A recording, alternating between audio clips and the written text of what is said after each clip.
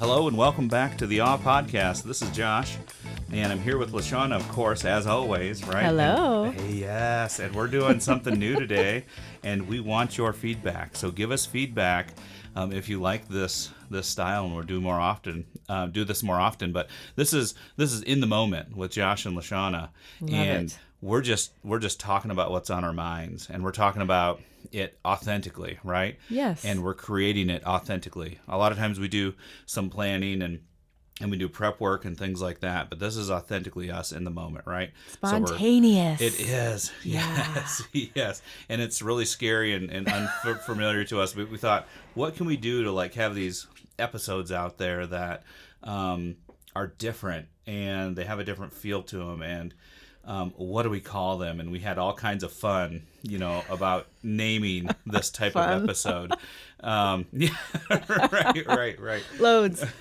To the point where we were talking with our producer, Mark, and he, was talking about sometimes people develop these alter egos, right? And we were talking about these fun names that we call each other.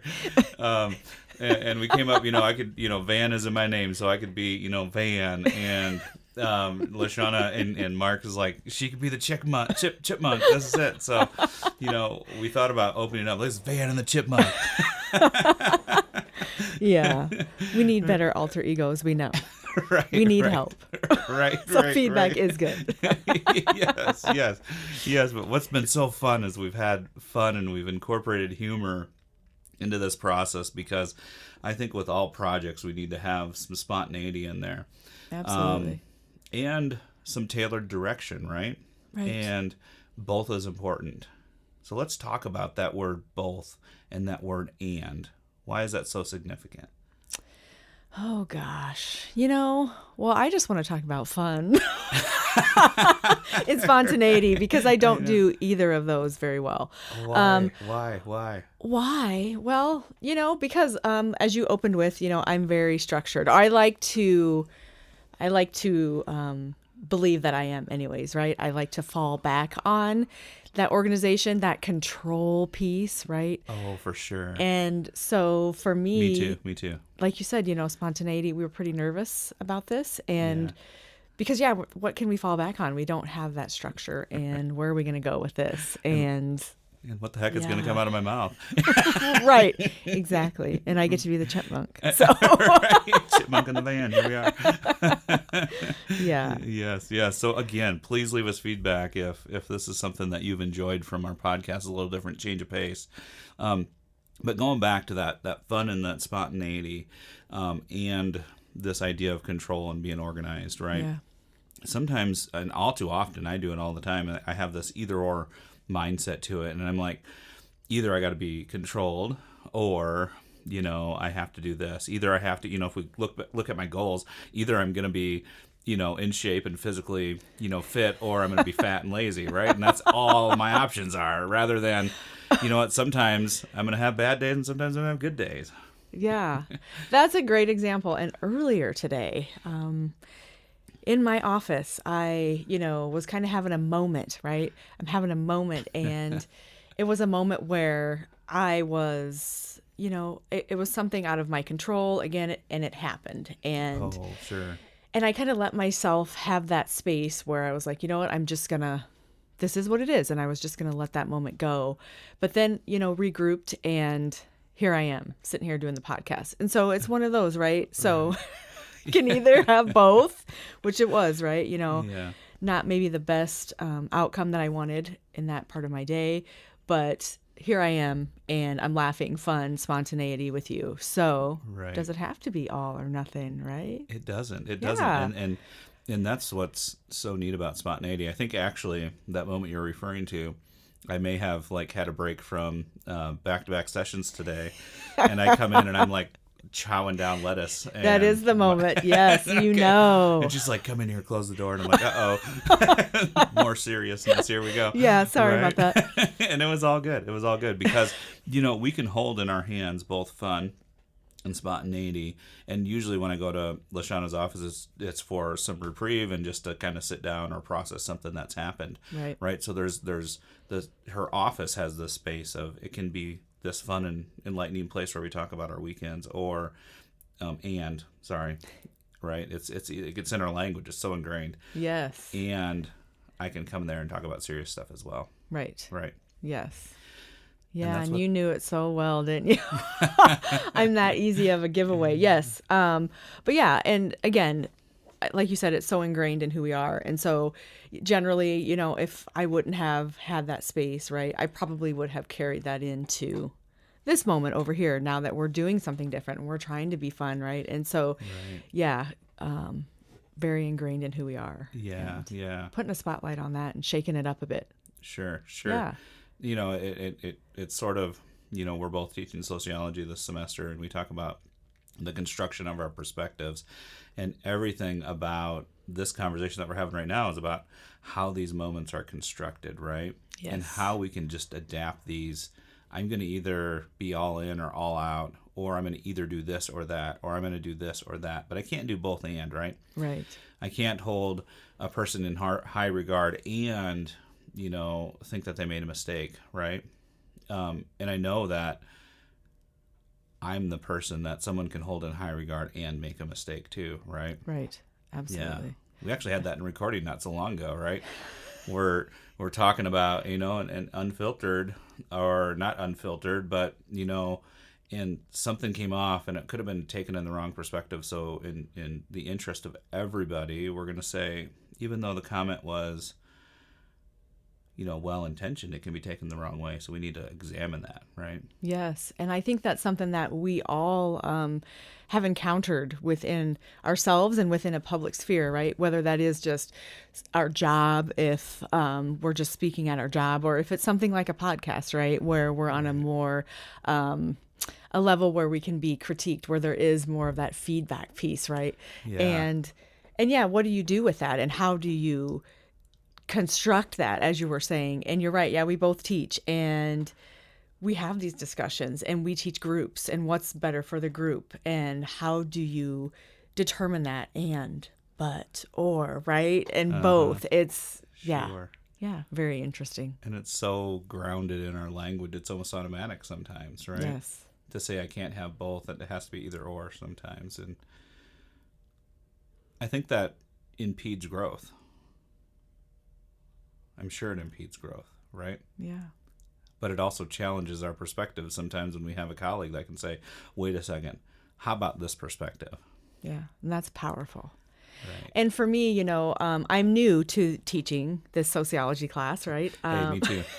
Me too. We kind of started the journey together, I believe. We did, but I love it. And initially, so the first semester I taught it, it was very structured in the sense that I kind of got this structure, and it was like, hey, here you go. We're going to help you out, and here's the content, and which was awesome for a newbie, right? And this semester I have taken that structure and infused a lot more of myself into it, right?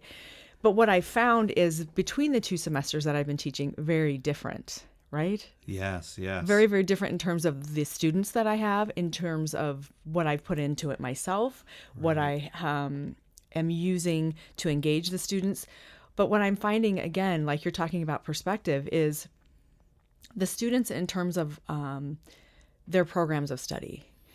Not only that, but their life experiences and how that has impacted the way that they learn. And then for me as an instructor, how does that impact the way that I teach and my perspective on some of this content? Because that can make that completely shift in terms of how you pull that apart to explain it to an individual. Oh, sure. And like thinking about, you know, we did conflict not so long ago.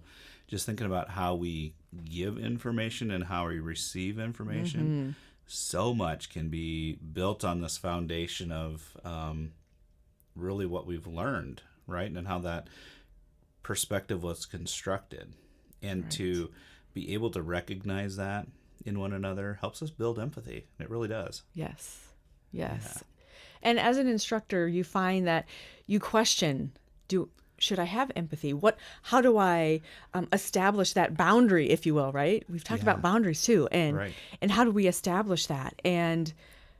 But yes, the empathy is a huge piece, because these individuals are learning and everybody comes from a different place, and the perspectives are always ever changing. Right. Yes. And it's important for us, you know, in all circumstances when we're absorbing information is to understand, where is that perspective coming from?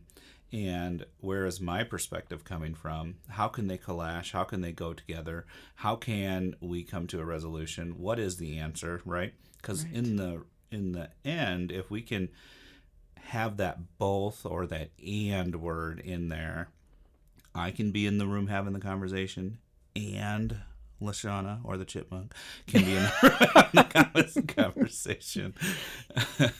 And we can come to something where we're hearing each other and we're finding, a resolution, right? And there are times where there's an absolute answer to things, right? Absolutely. But there's also times where, the resolution is compromise or whatever it may be. Mm-hmm. That's great. And I think the beauty about education, especially within post-secondary education, is the piece of all of that, the critical thinking, right? So yes, your perspective, my perspective, their perspective, what does the text say? And how do we find a way to reconcile that, right? But bringing in the perspective of another individual or individuals, for me as an instructor and as a therapist, has been amazing. I have learned so much from the individuals that I work with because of the perspectives and the experiences that they bring. Oh man, yes. Yeah, and that's changing mine, right? It's changing mine, and both experiences and perspectives, and it's awesome. Yeah, it makes me think of a story where I was working with a individual when I was counseling with addiction, and they told me that, hey, my addiction is the solution to these things, right? My addiction is the solution. And I never thought of it from that perspective. Here I was like, this is the problem, and doing all these motivational interviewing techniques to find recovery as the solution, right? But seeing addiction as a problem put us in this good versus evil conflict, rather than saying, hey, how do I come alongside this addiction? Say, I'm always going to have the addiction. So this all made sense to me once I, thought about it deeper. And I have this addiction and I have recovery alongside of it, because when I've worked with individuals who've had addiction, they said the addiction never goes away, right? Absolutely. It's getting stronger right. as my recovery is getting stronger. So to recognize and learn from each other is so powerful. Yes. And that book that I'm reading, I actually did pick it up last night. And it talks about, it talks about some of those things in terms of, when people are battling with addiction and they are seeking recovery, right? And there's this place within them, and I can't speak for everybody and anybody all the time, but the book talks about how we need to recognize that those individuals in that space don't even find themselves worthy maybe of recovery or worthy of that. So the conflict, even though we might see a good and an evil, that's even the conflict within the individual. Yeah, right. Yes. Right. They only are deserving or worthy of the addiction and what the addiction brings and all that negativity that comes with it. Because as we know, a lot of individuals come from trauma and things like that with addiction. So, right. Yeah. Right. And we can hold both in ourselves at one time, right? Yes. And not saying that we can be in active addiction and in recovery at the same time. That doesn't work. Right. Yeah. Right. That's the absolute. That's not going to work. Right. But, if the absolute is recovery equals a healthier, happier life for somebody, right? We also have to recognize that the addiction's there. It doesn't go away. But maybe because the individual is neglecting it and building up the recovery, this is going to start speaking louder. And the addiction is going to start speaking louder, right? Right. Right. And I think we can apply that to many things in our lives, right? Oh, yes. If you think about a diet, when you're told you can't How eat dare something, you. that is what calls your name, is those things you can't have, right? So if you're not eating carbs, it's like, oh my gosh, I go to potlucks at work or I go to restaurants and that's all I see is the carbs, right? So it's like it's like it's calling out to you, right? Yes. I forget what they call that. There's a term for that in psychology or sociology where, like, you get a blue car and all of a sudden everybody else is driving a blue car. When you thought the blue car was the only blue car that was out there before you drove the blue car. Yes. Yeah. So important, I love linguistics and the study of language, right? Because it shows us so much about how we construct things. And, we started about, talking about both and, right? Right. Versus either an or, and how much power both and, right? It means that someone with completely different viewpoints and values than me can sit in a room. We can talk with each other. We can share our perspectives. Maybe, perhaps, we can change each other's perspectives. But if the goal is to learn about each other, the goal isn't about to change our perspectives, but to grow together, right? There you go. Yeah, yep. Yeah. And someday we'll put it together, and maybe there's a policy that comes out of it, or it's related to a book I'm reading. It's called The Sum of Us, where if we put everything together, we actually are better off in the long run, right? If we can all work together. And that was my thought when you were sharing that, is that, I think we should, right? Again, we talked about communication. We've talked about communication and how important that is. And so we should share and come to that place, right, where we can realize that, yes, we can sit in the same space and we can bring these experiences and these perspectives. And yes, where can we go? How can we grow from that? Not do we have to be the or, right? One or the other, but how can we do both, right? How can we bridge that? Yeah, right. Instead of having these, sort of maladaptive perspectives on we can't be in the same space together. Right. Because this and this, right? Right. And if of course, criminal things are being done and things like that, of course, that's something that maybe we can't be in the same space of someone doing criminal activity. Right. But I'm saying perspectives and maybe why is someone doing this criminal activity? What's that perspective? Right. And how can I sit in that room with that person and understand that perspective? Right. Because maybe it's going to help them. If we come up with that perspective, maybe we can learn a different way to come out of poverty. We can learn a different way to come out of racism or something of that nature, right? Yes.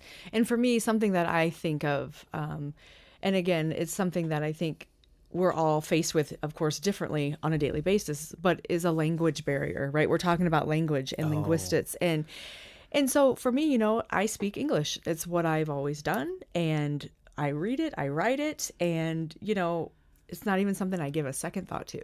Right. But we are a diverse community. We are a diverse society. And so for that to be a barrier for an individual, right? So that is something they encounter all day, every day when they're communicating about their children, their education, their job, everything. Right. And to come from that perspective as somebody who speaks English is just, it's something that I had never thought of. And now it is something that I do examine quite often. Right. And sometimes we forget about the process, right? Dominantly, we speak English. And of course, people who come over they're working on learning English. Most all of them are, right? Because it makes their functioning easier, of course. But when we meet them at that point where they're, learning the English language, and my grandmother, who we call Oma, which is a Dutch name, she talks about that struggle when she came over and she only knew Dutch, right? Mm-hmm. And she was striving so hard to know English, and sometimes they would come to bizarre conclusions because the perspective didn't match. And some of the stories are pretty funny, actually. But she talks about that struggle and how can we apply that today as well, right? It's where is that? It's not that she didn't want to learn English, right? It's that she couldn't right now, and the circumstances were war for her coming over and things like that, right? But I think there's so much richness there. Yes, me too. And that's the experience that I've had with individuals where English is not their primary language. They are trying so hard to learn so many things and to better themselves and their families. Right. And on top of the work they have to do that, they also have to learn the English language. Right. And on top of making a living. And caring for their children and doing all these things that already have struggle attached to them. Right. And there's this language thing, right? That here you go, you gotta.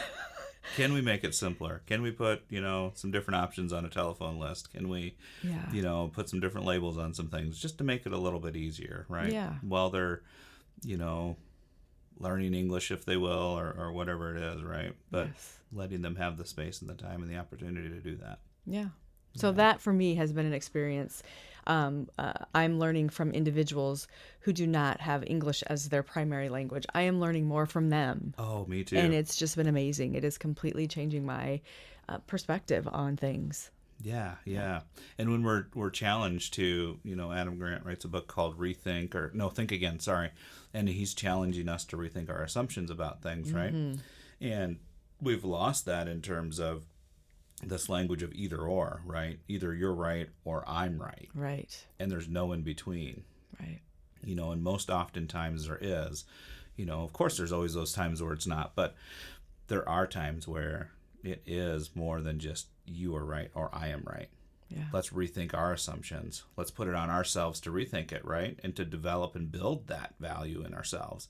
Yes. If it's a value and we need to rethink it and we change it, maybe it's something that needed to be rethought, right? Right. It's not very strong if it breaks down or if we can't challenge it. Yes. Yeah. And I think for me, it's been so powerful. The reason I use language is because my strength has been writing through my education. I'm not a math person. In fact, math will make me cry. But I can write. And that's how I made it through. And luckily within my field, there was a lot of writing required.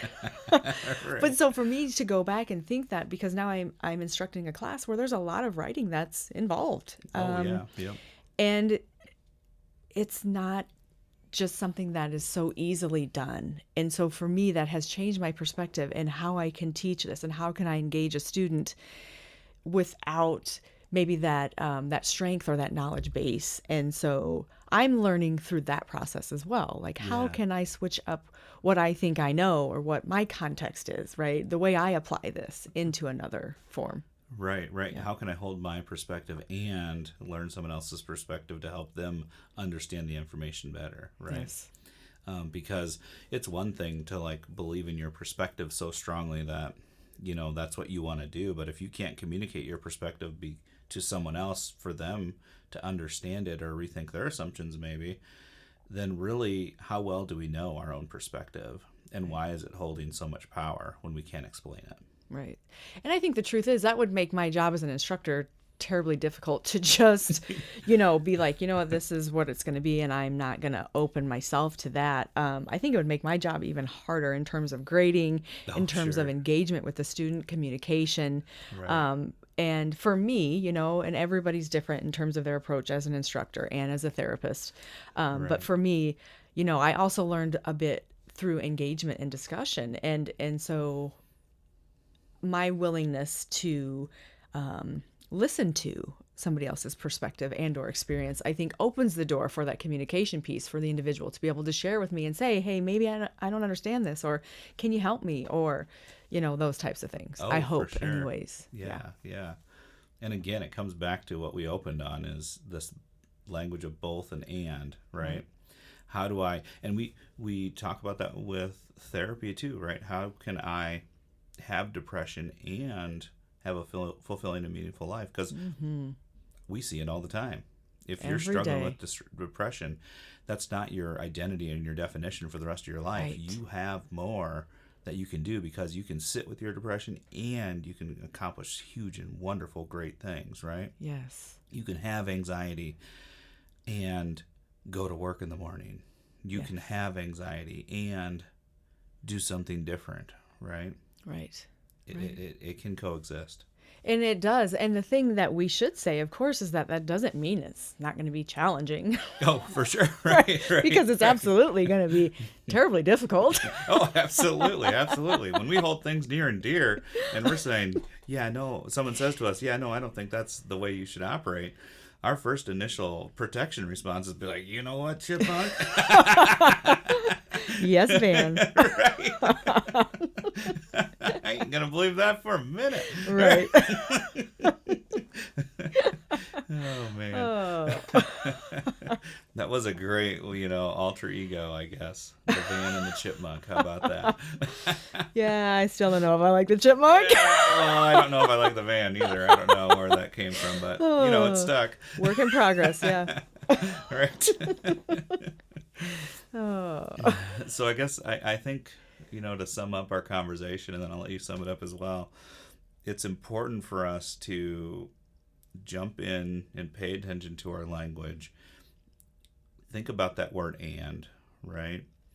Instead of shutting down, ask yourself, and now what do I do? Or, and here's what also I can do. Or, this is my perspective, and this is my spouse's perspective. Mm-hmm. But how do we have a conversation where we're not at each other's throats, right? How do we have productive, meaningful conflict that comes to resolution, right? How do I have my perspective and rethink something? Yes. Right. That's my sort of summary of this conversation. What do you think? And I'm going to go to both. How can we do both? How can we have my perspective? How can we share my love of writing or my strength in writing, and maybe the not so much, right? Where can we come to a place where we can both get something out of that and still learn, right? And still take that to a place where we grow from that. And then we come out of this, both of us on the other side, feeling good about things and feeling like we both had a positive experience with that. Right. We can still walk beside each other, right? Absolutely. We might not be holding hands all the time, but we can certainly walk beside each other in indifference even, right? Right. But we have heard each other out at least, right? Yes. And I think that's where the power lies. Yeah. All right. All right. Well, that's all for today. So join us next week as we discuss gratitude. This is LaShawna And Josh. Stay authentic, well, and empowered.